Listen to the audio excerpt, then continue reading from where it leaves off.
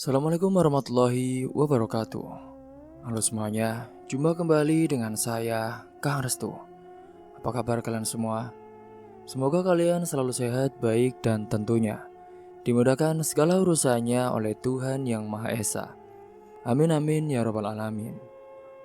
Oke, seperti biasa, kali ini saya akan menceritakan sebuah kisah horor.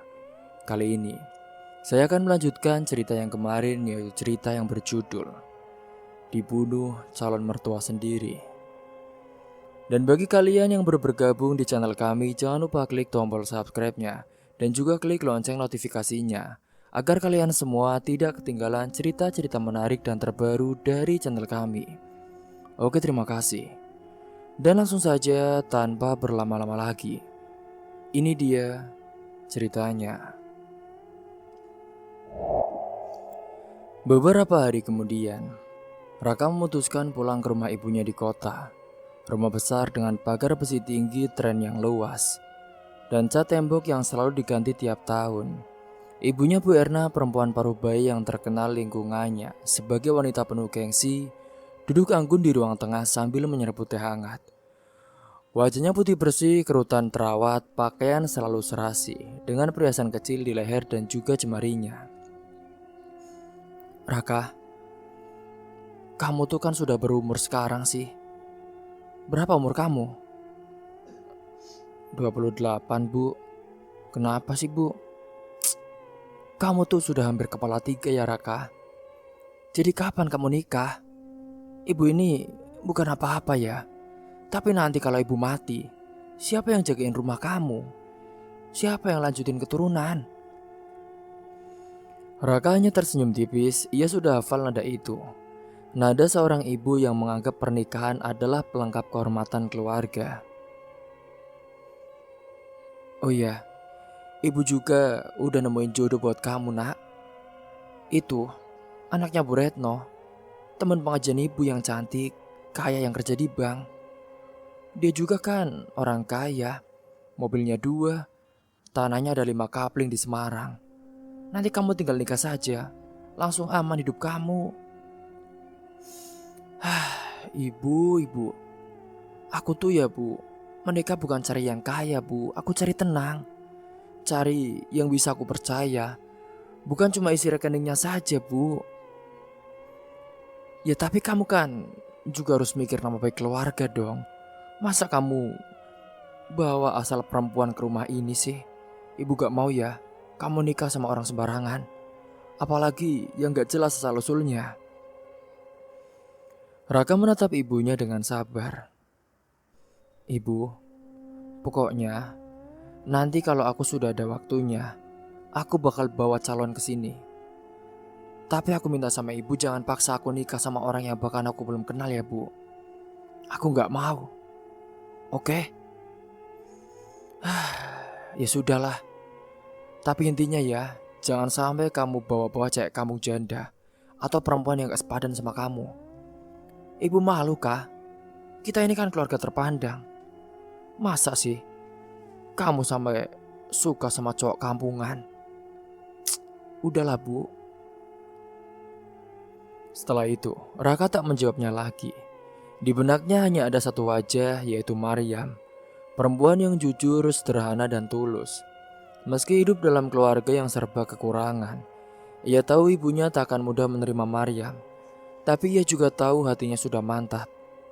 Tak butuh waktu lama untuk menyadari bahwa Maryam adalah orang yang membuatnya merasa pulang. Meski tak ada hubungan resmi, Raka tahu rasa itu sudah nyata.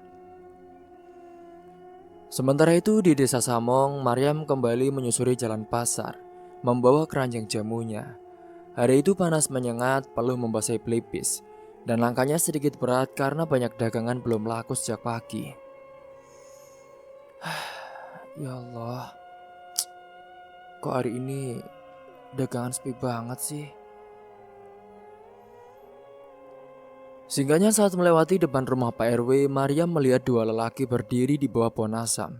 Salah satunya bersandar di sepeda motor memakai topi miring dan kaos robek. Ia kenal lelaki itu. Dia adalah Sarman, salah satu anak buah Pak Tarmin, juragan yang masih memiliki utang. Lelaki itu sering terlihat mengantarkan beras ke warung dan dikenal suka mabuk jika malam tiba. Melihat Maryam berdagang saat itu, Sarman pun melambainya. Jamu, sini sini sini, cepat. Maryam pun mendekat dengan hati-hati, apalagi dia adalah pelanggan pertamanya. Iya mas, mau yang mana ya mas? Ya yang buat tenaga lah, soalnya badanku pegel semua nih. Aku habis begadang semalam. Cepat, kasih yang pahit-pahit sedikit. Maria mengeluarkan botol temulawak dan menyodorkannya. Sarman pun menerimanya dan langsung menenggak tanpa menawar. Temannya ikut-ikutan minum dari botol yang lain.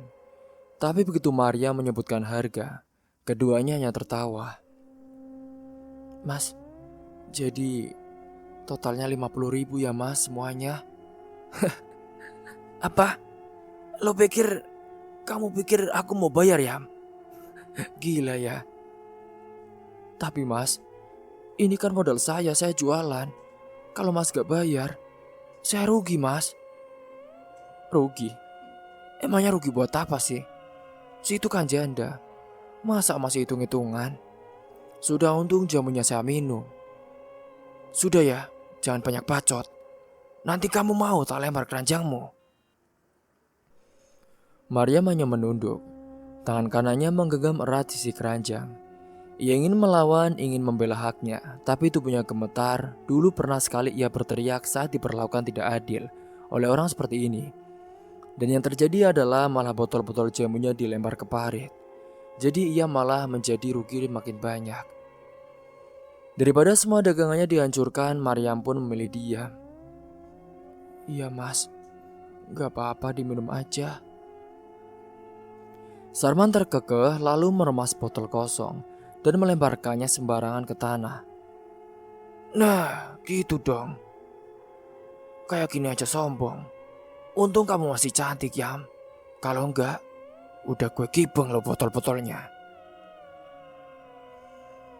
Setelah merampas dagangan dari Maryam, lelaki itu naik motor dan melaju sambil tertawa. Maryam hanya berdiri diam menggigit bibirnya kuat-kuat agar air matanya tidak jatuh. Ia merapikan botol yang berantakan dalam keranjang, lalu berjalan perlahan. Pundaknya menunduk tapi hatinya penuh api. Ia tahu, di desa ini janda selalu berada di ujung lidah orang-orang. Apapun yang dilakukan selalu salah, jualan pun dianggap cari perhatian. Diam dianggap sombong, bahkan kerja kerasnya pun tak pernah dihargai. Sesampainya tiba di pertigaan dekat warung Burini, Maryam duduk sebentar. Kepalanya pusing, panas lelah dan rasa marah ditelan dalam-dalam, bercampur menjadi satu. Ia membuka botol air dan meneguk sedikitnya. Tak lama kemudian saat itu, suara mobil mendekat, Maryam pun menoleh. Mobil putih berhenti perlahan di depannya. Itu adalah Raka, yang turun dari dalam dengan senyum yang lebar menyambut Maryam yang kelelahan. Maryam, ketemu lagi ya kita. Maryam buru-buru berdiri dan menyembunyikan wajahnya yang masih memerah karena menahan rasa sedih. Mas Raka, ngapain kesini lagi mas? Ya aku kangen lah sama kamu. Sekalian mau beli jamu, boleh nggak? Maryam tertawa kecil meski matanya berkaca-kaca. Raka bisa melihat itu. Kamu habis dimarahin orang. Kok kamu sedih gitu sih Yam? Tanya Raka. Maryam menggeleng cepat. Gak apa-apa kok mas. Aku cuma capek aja. Tapi matamu merah loh. Iya mas. Tadi ada yang minum jamu tapi gak bayar. Siapa Yam? Siapa yang berani gak bayar? Sudahlah mas, gak usah dipikirin. Saya sudah biasa. Tapi Yam, kamu harus berani ya. Jangan biarkan orang semena-mena sama kamu. Kamu jualan kan juga halal. Kalau orang seenaknya ambil tanpa bayar, itu mencuri Yam. Tapi saya takut mas. Kalau mereka mengamuk, keranjang saya bisa diobrak-abrik. Saya juga ini sendirian, Mas. Saya juga sadar dia juga salah satu anak buah orang yang saya masih punya hutang. Anak buah juragan. Juragan? Juragan siapa ya? Juragan Tamrin. Maria menatap Raka dan di sana untuk pertama kalinya ia benar-benar bisa mengadu semuanya dengan ada rasa aman yang tak bisa dibantah. Dan di balik keteguhan lelaki itu ada janji yang belum terucap, tapi sudah mulai tumbuh di antara diam dan senyum mereka. Sebuah janji bahwa setelah semua luka dan beban yang ditanggung Maryam, akan ada seorang yang tak hanya menampung air matanya, tapi juga ikut berjuang bersamanya. Ya udah, mulai sekarang kamu gak usah takut hati ya. Sekarang kamu gak sendirian. Aku janji, aku akan sering ada di desa ini. Dan nanti, jika kamu mengalami hal-hal yang tidak diinginkan, tolong kabari aku ya. Ini, handphone buat kamu. Makasih ya, Mas. Iya, sama-sama. Singkat cerita pada saat itu, kini, setelah mereka semakin akrab dan semakin dekat, Raka benar-benar memberikan segala sesuatu yang penuh perhatian kepada Maryam. Maryam, kamu gak usah takut apa lagi. Ya, apapun itu, kamu harus kuat. Sekarang kamu gak sendirian. Kalimat itu menancap dalam di hati Maryam. Kata-kata sederhana, tapi untuk perempuan sepertinya, yang bertahun-tahun terbiasa memikul beban hidup sendirian, itu seperti air di tengah kemarau panjang. Sejak hari itulah Raka dan Maryam semakin sering bertemu. Bukan untuk hal-hal yang muluk, tapi untuk obrolan ringan di bawah pohon jambu, sanggar teh di warung, atau sekadar jalan kaki, menyusuri jalan tanah desa sambil membawa keranjang jamu. Raka pun mulai menikmati membantu Maryam menjajakan jamu ke beberapa rumah.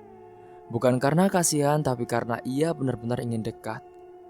Bahkan beberapa kali ia ikut menawar, tertawa lepas saat seorang ibu-ibu cerewet menawar harga jamu hingga setengahnya. Maryam sendiri heran bagaimana bisa seorang lelaki kota, orang kaya, berpendidikan tinggi, hidup nyaman dan tampan pula, bersedia turun ke jalan dan duduk di tikar lusuh warung hanya untuk menemaninya berjualan. Ia juga tak pernah yakin apakah dirinya itu pantas disandingkan dengan Raka. Namun semakin lama hubungan mereka semakin erat. Tak ada kata pacaran, tak ada sentuhan tangan, tapi semua tahu ada cinta yang sedang tumbuh pelan, tanpa dipaksa, tanpa pura-pura. Dan cinta yang semacam itulah biasanya paling kokoh menancap. Suatu sore yang panas, Maryam dan Raka sedang berkeliling ke gang sempit belakang pasar. Hari itu, Maryam membawa banyak jamu karena seminggu lagi akan ada hajatan besar di balai desa dan beberapa orang pesan dari sekarang. Raka pun ikut membawakan keranjang cadangan. Mereka tertawa ringan saat melewati anak-anak kecil yang bermain lumpur dan saling ciprat. Namun suasana berubah saat mereka sampai di dekat kandang ayam milik Pak Harto. Di sana, dua orang lelaki berdiri santai sambil merokok, dan Maryam langsung kenal wajah-wajah mereka.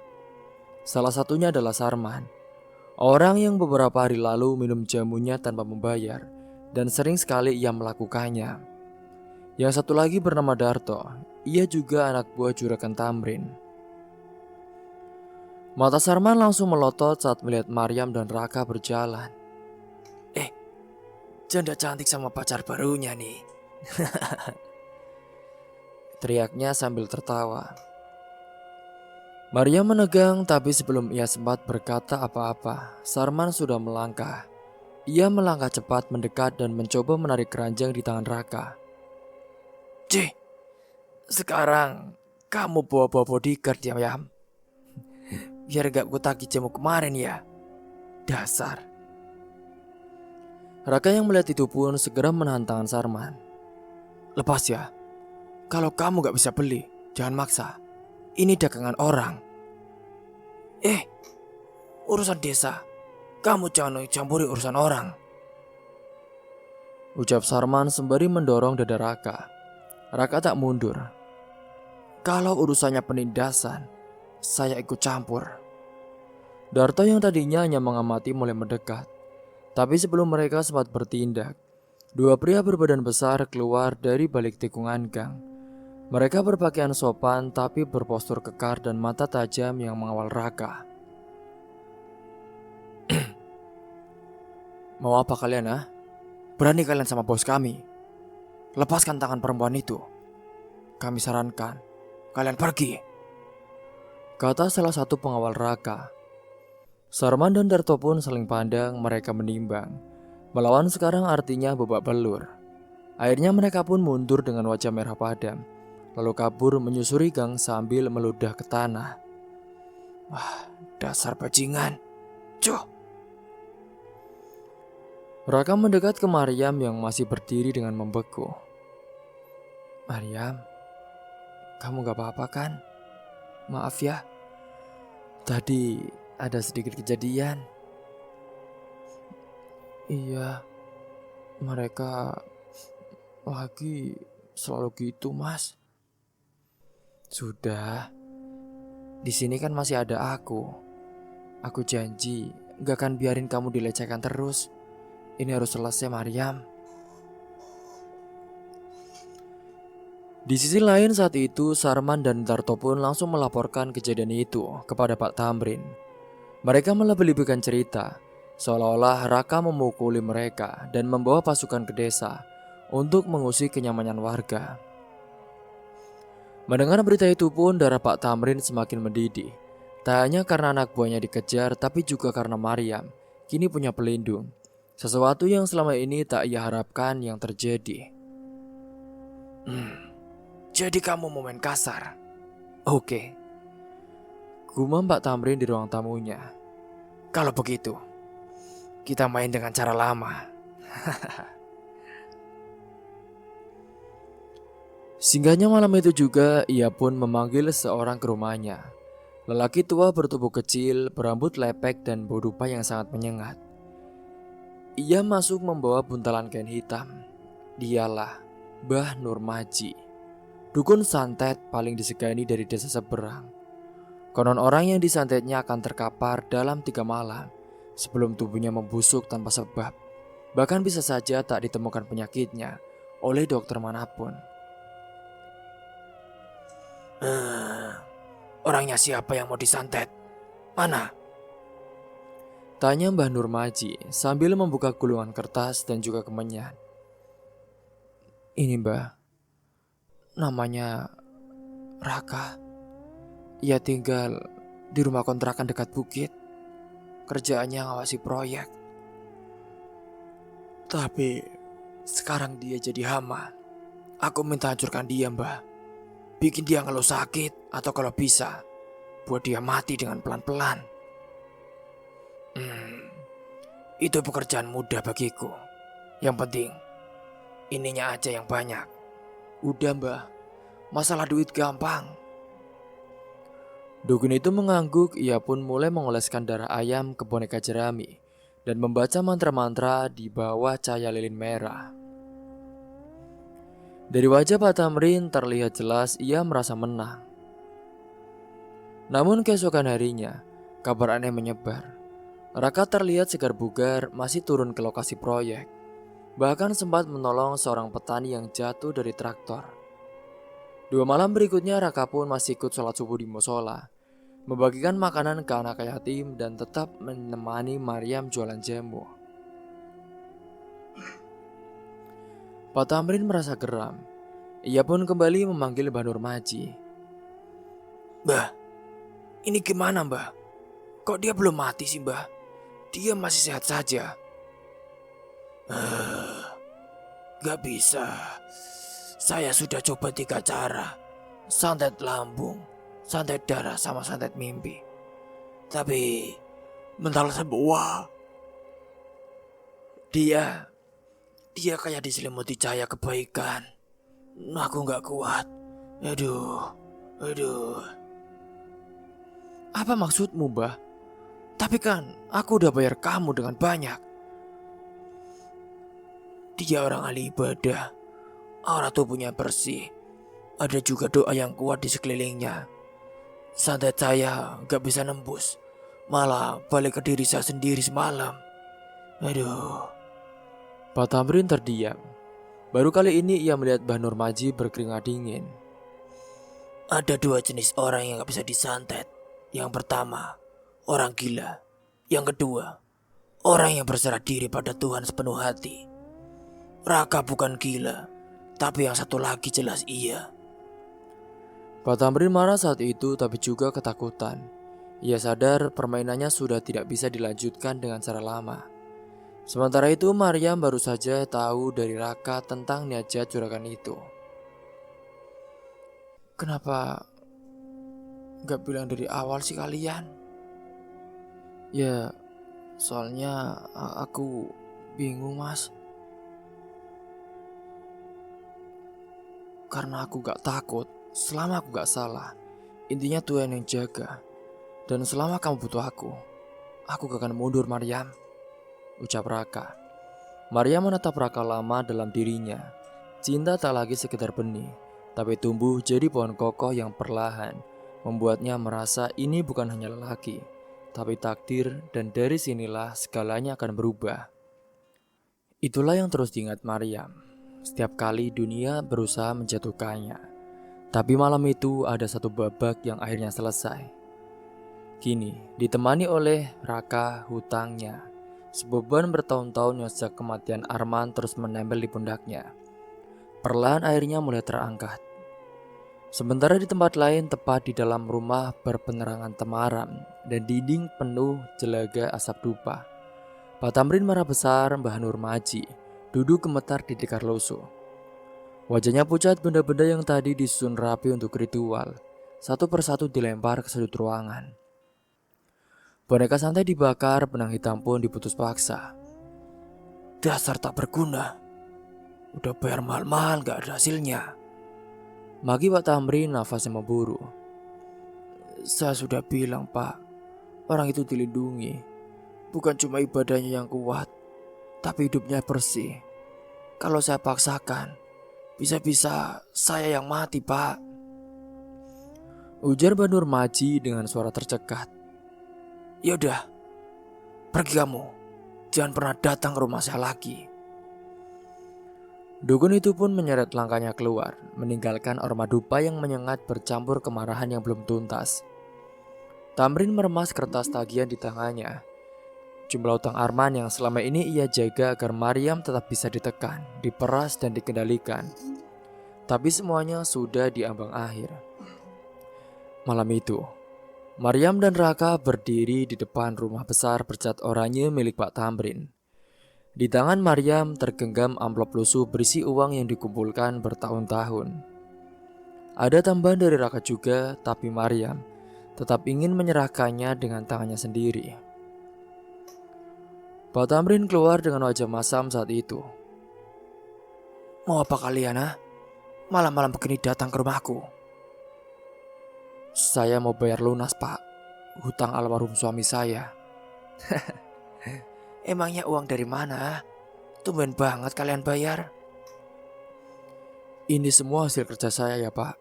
Tolong dicek. Jumlahnya 5 juta pas. Tamrin mengambil amplop itu, membukanya cepat, lalu menghitung dengan mata tajam. Setelah selesai, ia hanya mengangguk singkat, tapi wajahnya tetap kaku. Ya, ini sudah lunas. Tapi ingat ya Maryam, gak semua orang bisa lepas dari bayangan masa lalu. Saya tahu pak, tapi saya juga tahu yang menilai saya bukan cuma orang-orang seperti bapak. Pak Tamrin tidak menjawabnya lagi. Ianya menutup pintu pelan dan membiarkan malam menelan bayangannya. Saat berjalan pulang, Maryam menangis diam-diam. Tapi itu bukan tangis sedih, itu tangis lega. Tangis perempuan yang akhirnya mampu menyelesaikan bab terburuk dalam hidupnya dengan kepala tegak. Raka pun meraih tangannya, menggenggamnya dengan hangat. Sayang, hari ini kamu benar-benar bebas. Iya mas, aku cuma pengen hidup tenang. Maryam, kamu juga gak cuma layak hidup tenang Yam. Kamu layak hidup bahagia. Dan aku Aku pengen jadi bagian dari kebahagiaan itu. Aku mau nikah sama kamu, Maryam. Ucap Raka. Suaranya pelan tapi mantap. Maryam terdiam, hatinya bergemuruh. Aku tahu ini terlalu cepat, tapi aku gak pengen lama-lama lagi ya. Aku udah yakin sama kamu. Kalau kamu bersedia besok, kita ke rumah ibuku. Aku mau kamu kenal mereka. Aku mau semua yang aku jalani, kamu ikut di dalamnya. Oke? Maryam nyaris tak bisa berkata-kata. Ia hanya mengangguk dengan senyum malu dan mata berkaca. Kini singkatnya, keesokan harinya mereka berangkat ke kota. Maryam mengenakan kebaya sederhana warna hijau tua dan kerudung bersih yang dijahit Mak Sena sendiri. Wajahnya hanya dipoles bedak tipis. Raka menyetir sendiri mobilnya penuh semangat. Ia sekali melirik Maryam dan menangkan hatinya yang gugup. Singkatnya sampainya di rumah besar bercat putih itu. Maryam makin mengecil karena rumah itu terlalu megah untuknya. Ia bahkan merasa kerikil di teman pun lebih mahal dari semua pakaian yang ia punya. Tapi ia tetap masuk, mengikuti Raka yang penuh percaya diri. Di ruang tamu, Bu Erna duduk di sofa besar dengan gaun motif emas. Wajahnya kaku saat melihat Raka datang bersama seorang perempuan. Bu, ini Maryam. Kenalin Bu, perempuan yang pengen aku nikahi. Calon istriku, Bu. Bu Erna hanya menoleh singkat lalu membuang muka. Maryam menunduk tangan di pangkuan. Namanya siapa itu? Saya Maryam, Bu. Maryam? Namanya kampungan sekali sih. Emangnya kerja di mana? Hah? Ucapnya dengan cuek. Maryam tercekat mendengar ucapan itu. Saya jual jamu, Bu. Keliling kampung. Hah? Jual jamu? Tapi kok dilihat-lihat wajahmu ini kayak udah pernah menikah ya. Sudah menikah ya sebelumnya? Iya, Bu. Saya janda. Suami saya meninggal, tetapi saya belum punya anak. Mendengar ucapan itu, suasana mendadak senyap. Raka menggenggam tangan Maryam di bawah meja untuk menenangkannya. Janda, jual jamu, dari desa. Orang tuamu pasti petani miskin ya. Maryam hanya mengangguk dengan perlahan. Ia benar-benar tak mau berbohong. Warna pun menghela nafas panjang, lalu mendadak ia berdiri sambil memegangi dadanya. Kamu serius, Raka? Kamu menikahi perempuan seperti ini? Iya, Bu. Aku serius, Bu. Emangnya kenapa sih, Bu? Ya, ini kan anak petani, janda, bukan siapa-siapa. Kamu tega sih? Emang kamu gak malu? Nanti ibu yang malu tahu. Kamu kan bisa dapat perempuan mana saja. Kenapa harus? Tubuhnya limbung saat itu. Raka pun langsung memegangi tubuh ibunya yang tiba-tiba lemas. Dan setelah mendengar semua ucapan itu, ternyata Bu Erna pingsan. Ia tak kuat setelah mendengar kabar bahwa Raka lebih memilih gadis janda itu. Ibu, Bu. Bu Erna pingsan, beberapa pembantu panik dan langsung membawa air dan minyak angin. Raka membantu membaringkan tubuh ibunya di sofa. Sementara Maryam berdiri bingung dan juga tertegun. Ia merasa bersalah tapi juga luka. Setelah Bu Erna ciuman, ia hanya berkata lirih pada Raka. Kalau kamu masih mau nikah sama dia, jangan pernah bawa dia ke rumah ini. Ibu tak sudi. Mendengar itu Maryam tak tahan lagi. Dengan mata basah, ia berpamitan dan berjalan keluar sambil menahan nafas dan tangis yang hendak meledak. Raka menyusulnya dan berhasil menyusul sebelum Maryam masuk ke mobil. Maryam, dengar dulu. Aku malu, Mas. Aku udah nekat datang, berharap bisa diterima. Tapi ternyata aku cuma bikin aib di mata ibumu, Mas. Raka mengusap pipi Maryam dengan lembut. Yam, aku gak peduli ya. Yang penting kamu.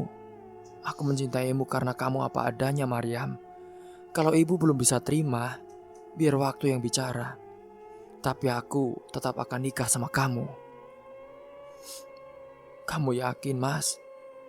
Maryam memeluk Raka dengan erat. Iya, 1000% aku yakin. Aku gak pernah setegas ini ya. Kamu akan jadi istriku. Aku janji. Hari itu, meski pulang dengan hati berat, Maryam tahu ia telah memilih laki yang tepat. Laki yang akan berdiri di sisinya bahkan saat seluruh dunia menolaknya. Dan dari titik itulah mereka siap menantang segalanya dengan bersama. Namun di sisi lain saat itu yang tidak diketahui oleh Raka, ibunya benar-benar tak terima jika anaknya itu menikahi janda kampung. Ia lebih memilih wanita itu harus dimusnahkan atau tidak, hilang sejauh-jauhnya dari dunia ini, agar Raka tidak pernah menemukan dia lagi. Intinya, aku janji Maryam. Kini, namun di balik semua itu, di kota besar tempat Berna tinggal, amarah diam-diam terus menyala. Perempuan itu tak hanya kecewa tapi juga merasa dihianati, karena Raka anak satu-satunya yang selama ini ia harapkan menjadi pewaris martabat dan kekayaan keluarga, malah memilih janda miskin dari desa yang bahkan menurutnya tak pantas menyentuh lantai rumahnya. Bu Erna tidak menunjukkan kebencian itu secara terang-terangan. Ia tahu, semakin ia melarang semakin kuat tekad Raka. Maka ia pun memainkan peran sebaliknya, berpura-pura menerima dengan senyum manis dan nada lembut yang dipelajari dari tahun-tahun pergaulan elitnya. Ia menghubungi Raka mengajak bicara dan pura-pura membuka hatinya. Raka, ibu sadar sudah terlalu keras. Maafkan ibu ya nak. Sejak kejadian itu 3 minggu lalu, ibu jadi gak enak. Ibu sadar kalau kamu bahagia dengan Maryam, ibu juga harus ikut bahagia. Ibu ingin kamu undang Maryam ke rumah ya. Ibu mau minta maaf langsung, mau kenal lebih dekat. Mendengar itu Raka sempat terkejut. Bagaimana bisa hanya dalam waktu 3 minggu saja ibunya bisa berubah dengan secepat itu, bahkan 360 derajat. Dari awalnya yang sangat benci, kini ingin mengenal dengan baik. Namun ia tahu ibunya keras kepala tapi mungkin itulah takdir, waktulah yang melembutkannya. Tanpa ragu ia pun menyampaikan kabar itu kepada Maryam. Maryam, aku seneng banget tahu. Ibu katanya mau minta maaf langsung sama kamu. Ini pertanda baik. Akhirnya semua bisa menyatu.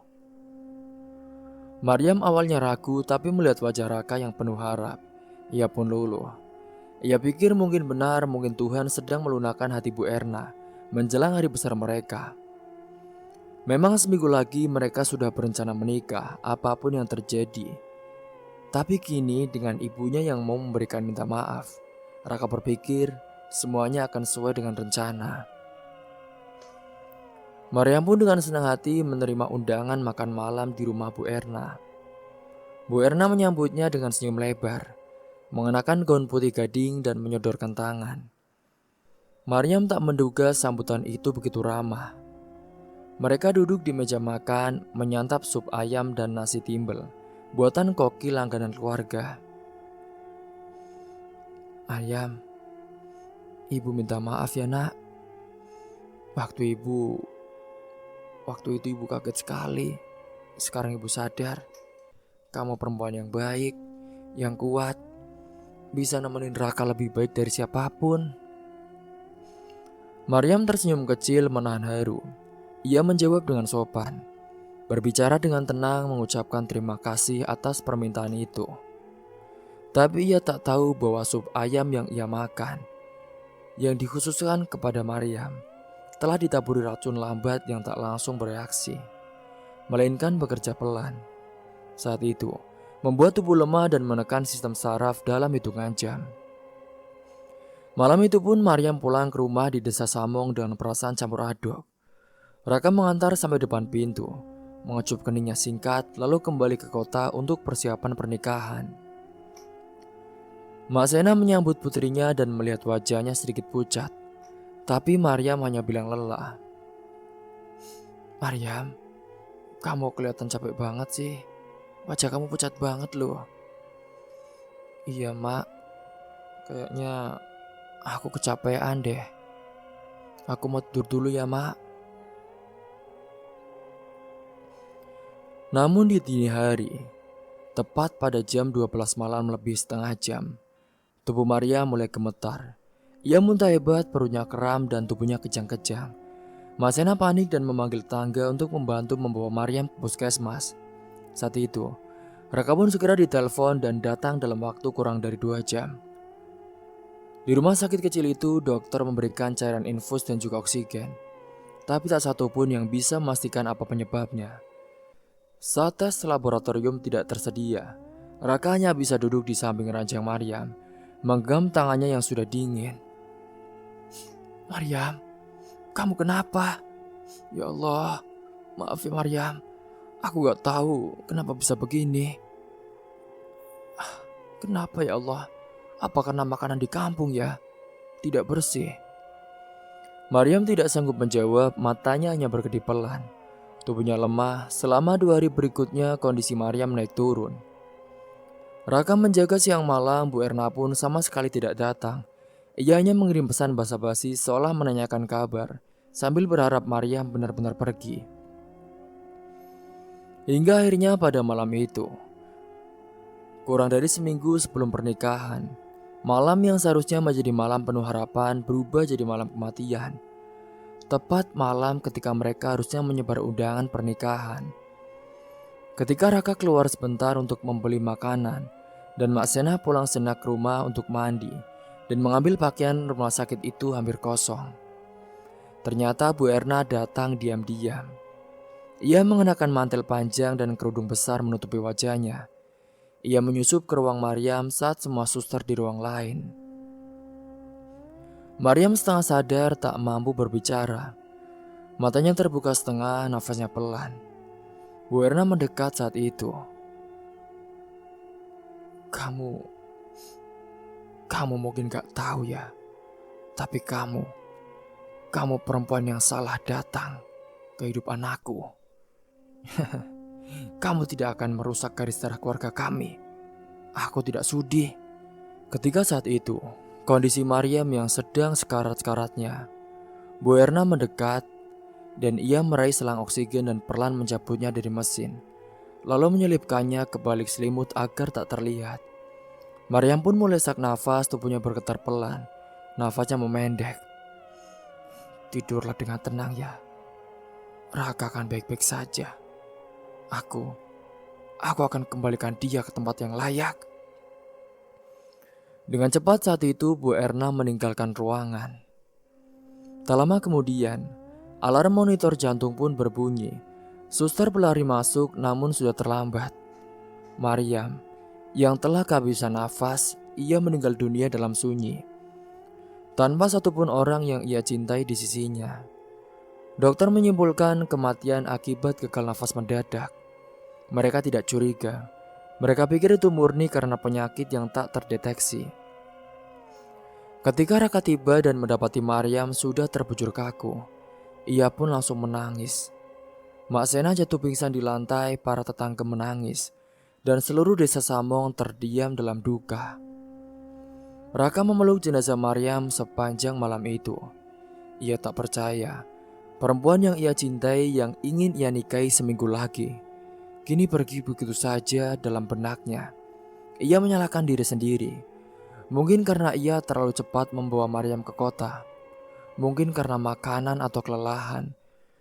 Mungkin karena saat itu dia tidak ada di sampingnya. Ia benar-benar merasa bersalah. Hingga pada waktu itu pun, setelah semuanya sudah diurus, Maryam dikuburkan di pemakaman desa, tepatnya di bawah pohon mangga tua. Mak Sena menangis setiap hari di hadapan batu nisan itu. Maryam dikuburkan tepat di samping almarhum ayahnya. Ia kehilangan segalanya. Tapi satu hal membuatnya sedikit tenang. Raka kini sudah menganggap Mak Sena sebagai ibunya sendiri. Bahkan hampir setiap minggu Raka duduk sendirian di makam Maryam. Ia membawa bunga, duduk diam dan membaca doa panjang. Ia tak pernah melewatkan Jumat Kliwon, tak pernah absen. Meskipun hujan, meskipun panas menyengat, ia selalu datang. Maryam, maaf ya, aku gagal melindungimu. Tapi aku janji, aku akan selalu ada di sini sampai nanti. Sampai Tuhan izinkan kita ketemu lagi di beda alam. Aku janji aku akan menjaga ibu kamu. Sementara di kota, di balik rumah mewah dan senyum palsu, Bu Erna kembali hidup seperti biasa, seperti orang yang tak berdosa. Tapi setiap malam, kini ia tidak bisa tidur nyenyak. Karena dalam mimpinya selalu ada perempuan berkebaya hijau, berdiri di ujung ranjang, menatapnya dengan mata tajam, dan bibir diam tak bicara. Kini, Raka hanya berharap Maryam segera dilindungi dan diberikan tempat yang terbaik di sisi Tuhannya. Semoga kita semua bisa mengambil hikmah dan pelajaran dari kisah ini. Mungkin itu saja yang dapat saya sampaikan. Kurang lebihnya mohon maaf, akhir kata. Wassalamualaikum warahmatullahi wabarakatuh.